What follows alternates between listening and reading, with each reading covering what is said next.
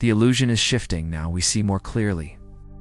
There are so many things that were accepted as true that no longer serve the higher vibrational you. It's like removing your mental blinders. You're seeing the world and yourself anew. And one of the biggest lies that you've probably believed for a long time is this: your emotions are lying to you. We have to explore what that means. Ready? Let's get ready to awaken.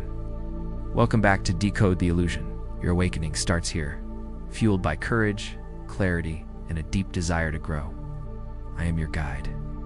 I have walked this path myself, and I am here to help you every step of the way, all the way to the end and beyond that.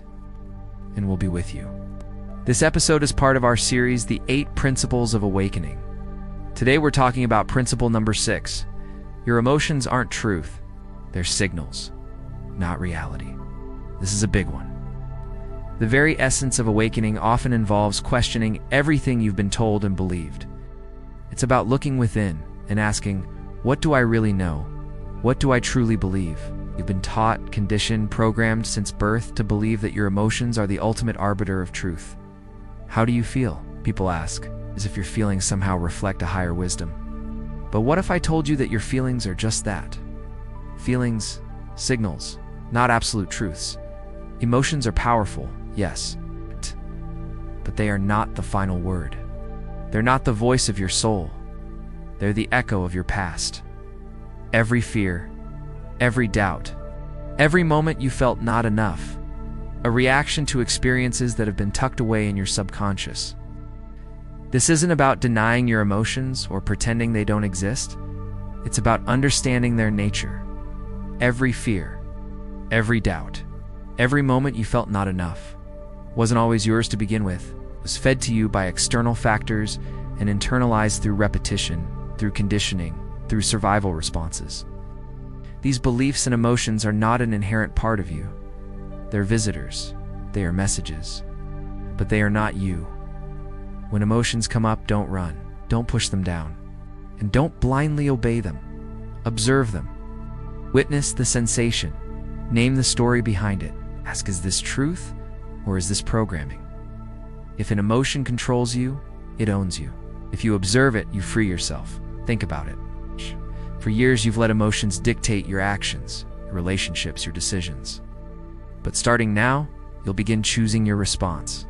Not reacting, but responding with awareness. That is real freedom, is real power. Here's a profound quote from a wise man that resonates with this principle. The man who goes around saying he feels deeply, but whose behavior is not in conformity with his words, is either a fool or a boaster, or both.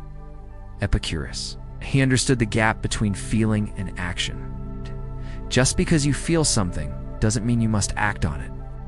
We live in a culture that glorifies feelings, that encourages you to do you and follow your heart. But what if your heart is leading you astray? What if your feelings are misaligned, distorted echoes of the past? This is where the idea of spiritual maturity comes in. It's not about being in touch with your feelings, but being in touch with your higher self, your spiritual essence. Neuroscience actually supports this.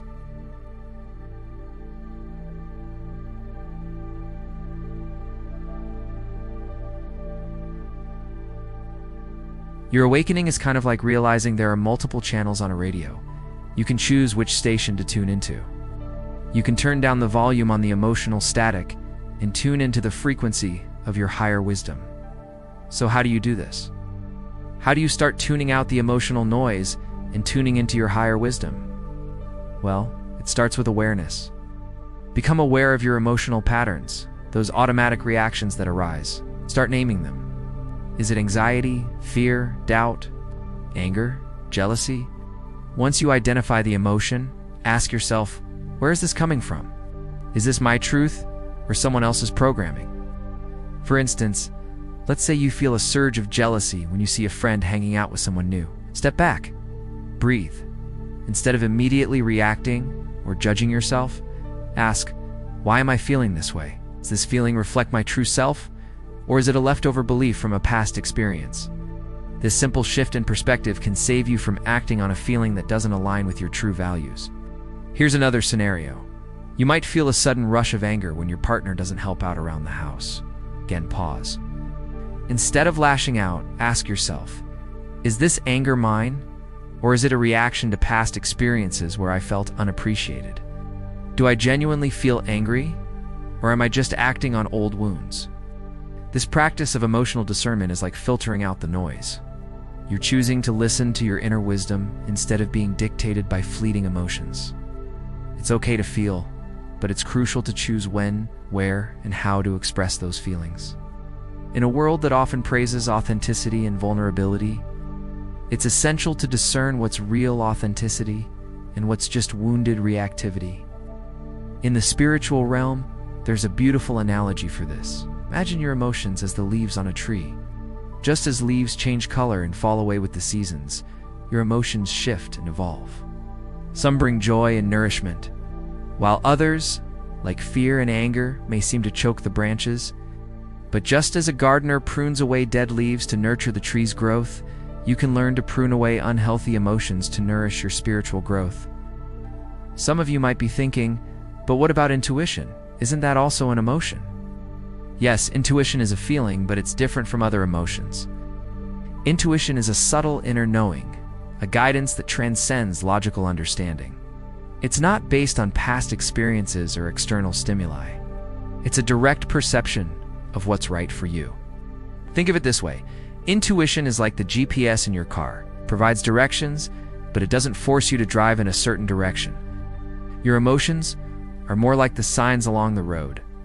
They provide information, but you have the power to interpret and act on them. Now, I know some of you might be thinking, what if I feel strongly about something? What if my feelings tell me something is wrong, but society says otherwise? An excellent point.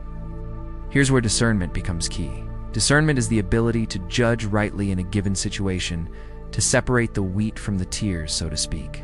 It's like being a CEO of your life, having a board of directors made up of your higher self, your intuition, and even your emotions.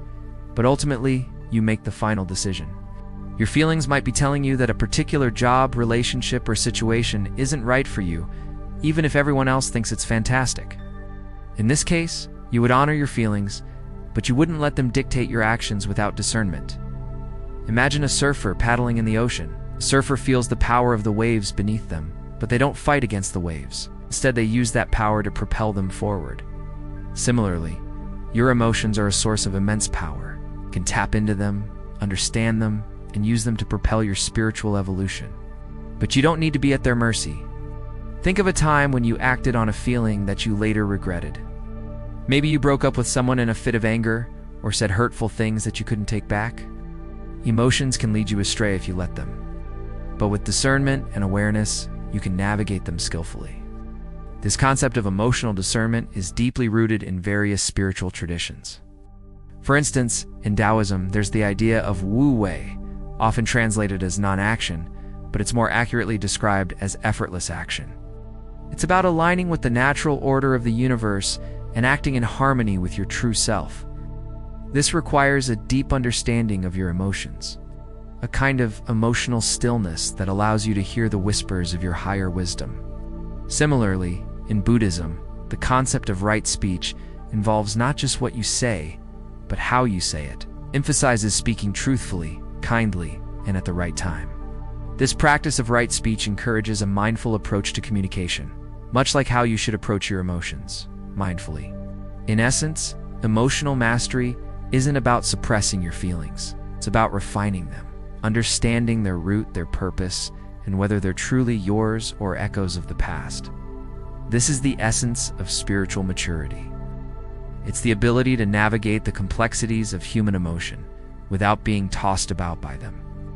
Here is a powerful reminder from poet Rumi. Yesterday, I was looking at the moon, and it occurred to me that it sheds its light on the deserving and the undeserving alike.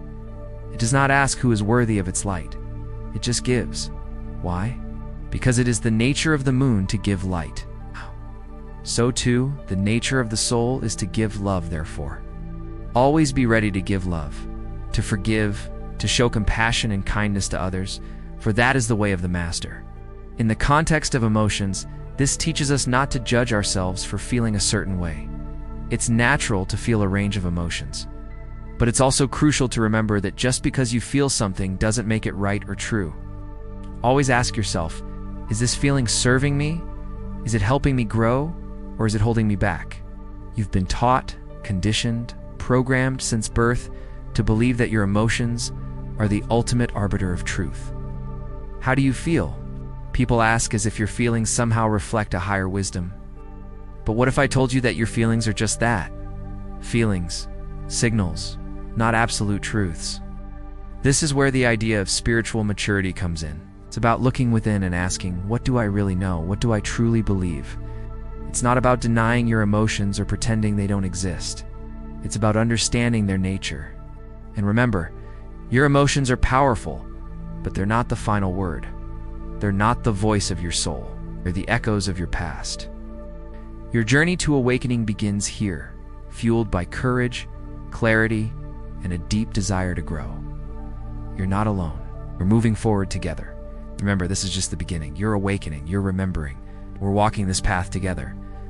Thank you for tuning in to Decode the Illusion. If this episode resonated with you, don't forget to hit the like button.